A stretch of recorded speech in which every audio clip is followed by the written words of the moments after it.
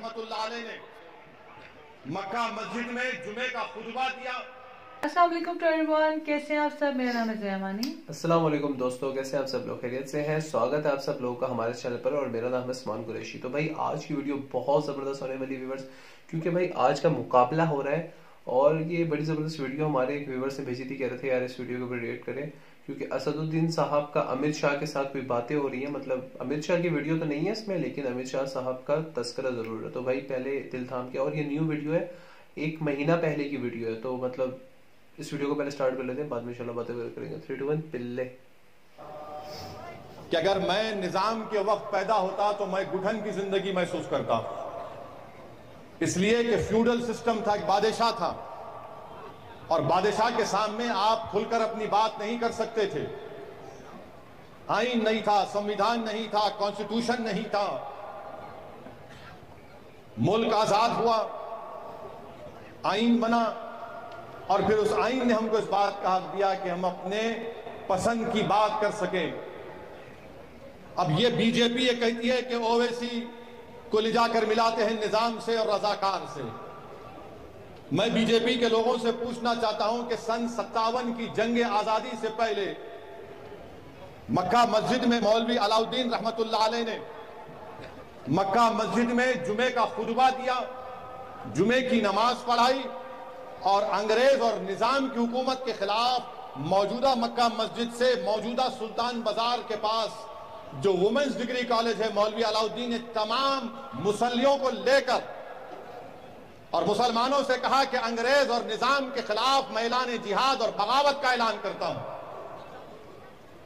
मकसद क्या था मौलवी अलाउद्दीन का? कि इस मुल्क को आजाद किया जाए निजाम की हुकूमत से और अंग्रेजों से। तो उस वक्त भी भारत का, हिंदुस्तान का तस्वुर मौलवी अलाउद्दीन के दिलो दिमाग में था, हमारे बुजुर्गों के दिलो दिमाग में था। वो इस मुल्क को आजाद देखना चाहते थे और नतीजा क्या निकला कि मौलवी अलाउद्दीन को अंग्रेजों ने गिरफ्तार किया। तुर्रेबाज खान बचकर निकल गए।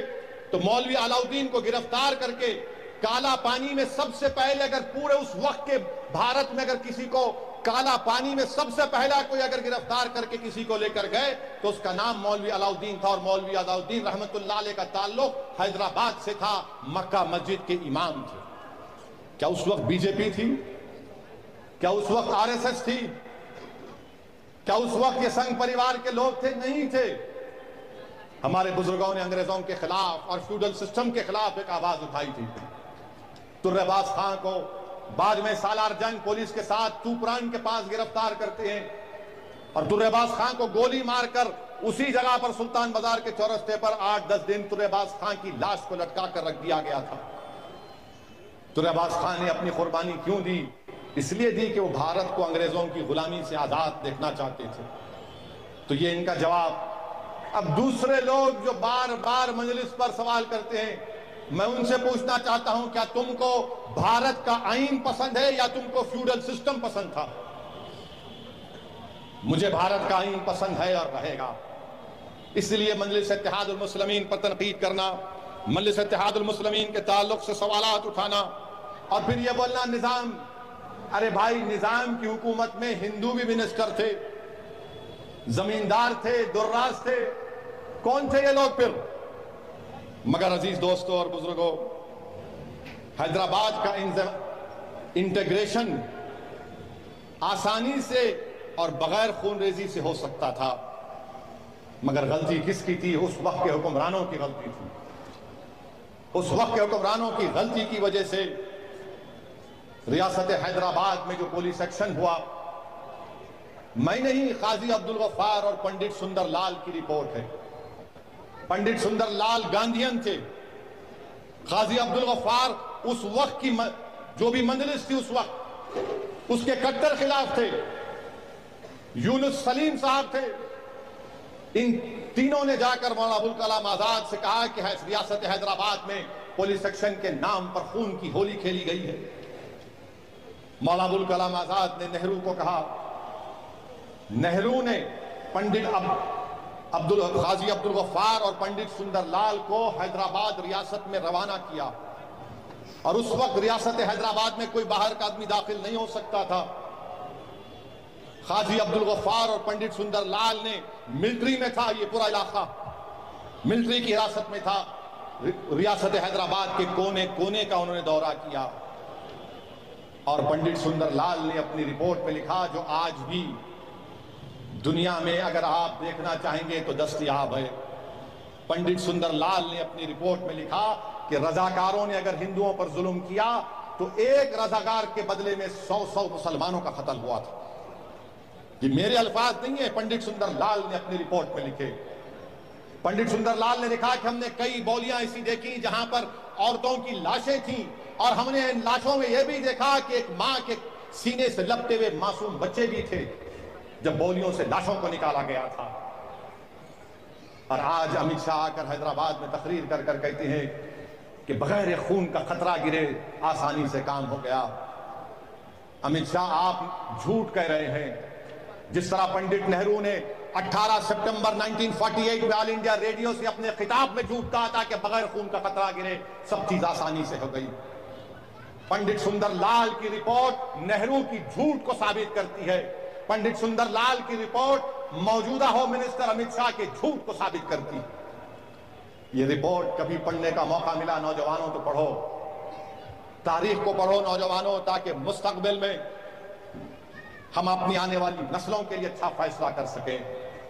पंडित सुंदरलाल की रिपोर्ट है, और पंडित सुंदरलाल की रिपोर्ट में यह भी लिखा गया है कि हिंदू जुलाहों ने, हिंदू बुनकरों ने अपने मुस्लिम बुनकरों की जानें बचाई। पंडित सुंदरलाल ने अपनी रिपोर्ट में यह भी लिखा कि कई मुस्लिम खवातीन को, जिनको घरों में अगियार लेकर चले गए थे, तो हमारे हिंदू भाई जाकर उन मुस्लिम बहनों को, बीवियों को लेकर आकर उनके घरों को रवाना किए। तो पंडित सुंदरलाल की रिपोर्ट को इस तरह भी पढ़ना पड़ेगा, देखना पड़ेगा। मेरे अजीज दोस्तों और बुजुर्गों, यकीनन सुंदरलाल की रिपोर्ट कहती है कि 20,000 से ज्यादा मुसलमानों का कत्लेआम हुआ था। ये रिपोर्ट में लिखा गया है। अब अगर कोई बीजेपी के लोग बोलेंगे नहीं झूठ है, तो फिर क्या पार्लियामेंट में इंदिरा गांधी ने आकर जवाब नहीं दिया था कि अगर मैं पंडित सुंदरलाल की रिपोर्ट को आवाम के सामने रखूंगी तो ये नेशनल इंटरेस्ट में नहीं होगा। इंदिरा गांधी ने लोकसभा की फ्लोर पर आकर कहा था, और क्यों कहा था कि यूनुस साहब एक मैगजीन को, एक इंटरव्यू में उसका जिक्र किए थे पंडित सुंदरलाल का। हाँ, ये बात सच है कि सरदार पटेल ने सुंदरलाल की रिपोर्ट को नहीं माना और कहा कि आपने कैसा लिखा, ये सब बातें मैं इसको नहीं मानता हूं। मगर सुंदरलाल ने और काजी अब्दुल गफ्फार ने अपनी फाइंडिंग्स में, बल्कि एक बड़ी रिपोर्ट है, मेरे पास इतना वक्त नहीं है कि उन तमाम बातों को आपके सामने रख सकूं।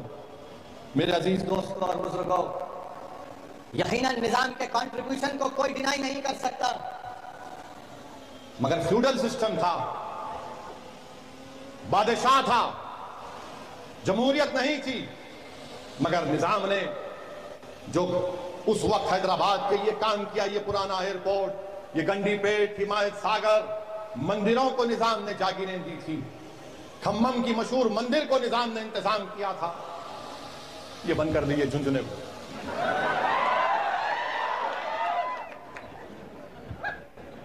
आर्ट्स कॉलेज निजाम ने बनाया, निम्स हॉस्पिटल निजाम ने बनाया, उस्मानिया हॉस्पिटल, हाईकोर्ट की बिल्डिंग, पत्थरगट्टी।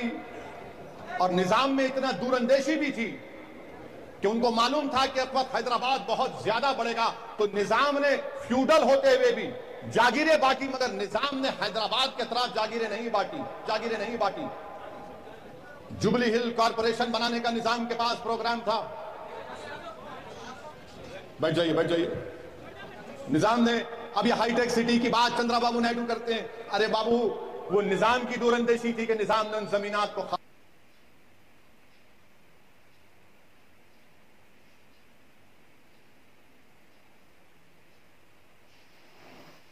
मेरी पसंद नापसंद का सवाल अलग बात है, मगर जो सच्चाई है तो उसको बयान करना पड़ेगा। अब जो लोग मजलिस के फैसलों पर तनकीद करते हैं, मैं तो सिर्फ उनसे इतना ही कहूंगा, और जो हमको इल्जाम लगाते ये रजाकार है, बीजेपी बोलती है ओवैसी रजाकारों से इसका ताल्लुक है, वो कांग्रेस का चेपीदी बोलता है निजाम है। अरे इन्हों हम निजाम, हम रजाकार, और आप क्या है, दूध के धुले हुए हैं।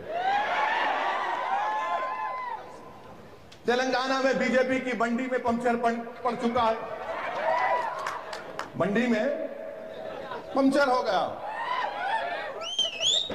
तो अब इन्हों परेशान नहीं हो। असदुद्दीन ओवैसी को बोलो, मजलिस को बोलो, मैं चैलेंज करके आज पूछ रहा हूं, मेरी जमात का नाम कुल-हिंद मजलिस इत्तेहादुल मुस्लिमीन है।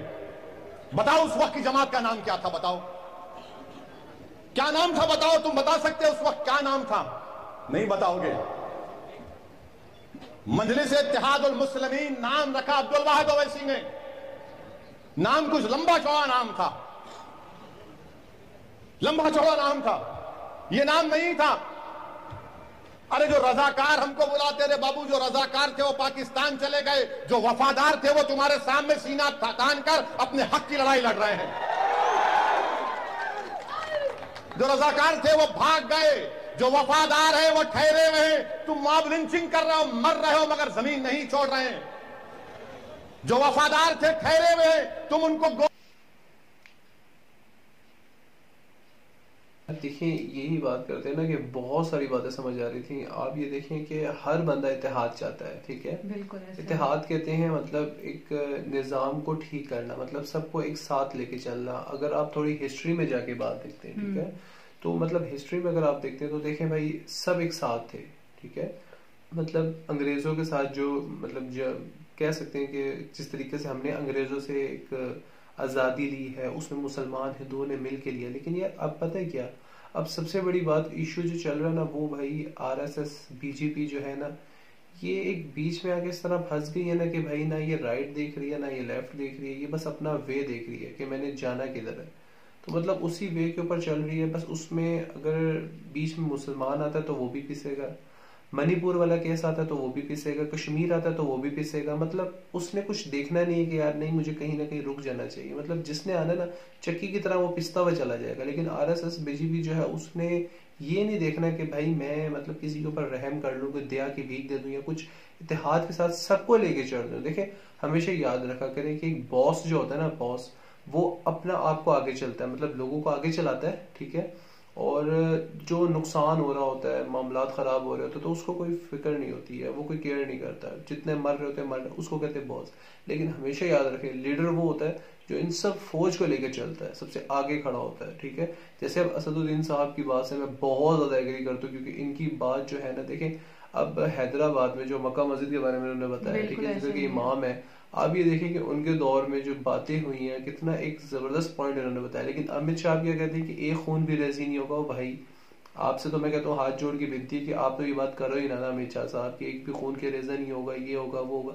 आपकी सिर्फ बातें ही हैं, क्योंकि गुजरात, अगर कोई बंदे को गुजरात के बारे में नहीं बताना कि गुजरात में हुआ क्या है और मणिपुर, तो फिर भाई ठीक है आरएसएस के सपोर्ट करें, साथ दें उनका, ठीक है? अच्छा उस्मान, मैं ये कह रही हूँ कि आखिर ये जुल्म कब तक रुकेगा, कैसे होगा, ये तो ऐसे खून बहता देखिए रहेगा? मैं एक बात बताऊं, ये तो कभी रुकने वाला नहीं है ना, क्योंकि देखिए हक और सच के साथ बोलने वाला जो होता है उसको तो सबसे पहले दबा दिया जाता है ना। क्योंकि एक कहते हैं ना कि एक वो छोटी सी हमारे ना एक टीचर थे ना, तो वो बड़ी प्यारी एक बात करते थे, कहते थे एक कौवा होता है ना, कौवा जो होता है, ठीक है, वो एक ना किसी बालकनी पे आता है, जैसे टेरेस इसको कहते हैं, ठीक है? तो वहां पर एक जो पैरट होता है ना, वो एक पिंजरे के अंदर ना बंद होता है, ठीक है, केव के अंदर बंद होता है, ठीक है? और उससे आगे ना पूछता है, कहता है यार तुम पिंजरे के अंदर क्यों बंद हो ना, मतलब कैद किस वजह से हो? देखो मुझे, देखो मैं तो आजाद हूँ, जो मर्जी करता हूँ। कहता है मैं बोलता हूँ ना, इसलिए मुझे कैद कर दिया। तो मतलब इस तरह हक और सच के बोलने वाले पर ना या तो अटैक किए जाते हैं, 4-4 5-5 गोलियां मारी जाती हैं, ठीक है, या तो उन पे कैद किया जाता है, या तो उनको इस तरह उनकी जबानें बंद कर दी जाती है ना कि वो कभी भी कहीं भी ना बोल ना सके। अभी अकबरुद्दीन साहब की बात देखी ना कि उनको कितनी गोलियां लगी, उसके बावजूद भी खड़े होकर हक की राह पे लग रहे हैं। और बहुत कम ऐसे लोग होते हैं जो ऐसे अपने आप को हक की आवाज में उठाकर खड़े रहते हैं। बिल्कुल आई एग्री विद यू। तो व्यूअर्स आई होप आप लोग वीडियो अच्छी लगी होगी। कुछ कहना चाहते तो कमेंट सेक्शन बिल्कुल खाली है, भर दे अपनी मोहब्बत से, भर दे अपनी जज्बात से। मिलेंगे इंशाल्लाह नेक्स्ट वीडियो, तब तक के लिए अल्लाह हाफिज़।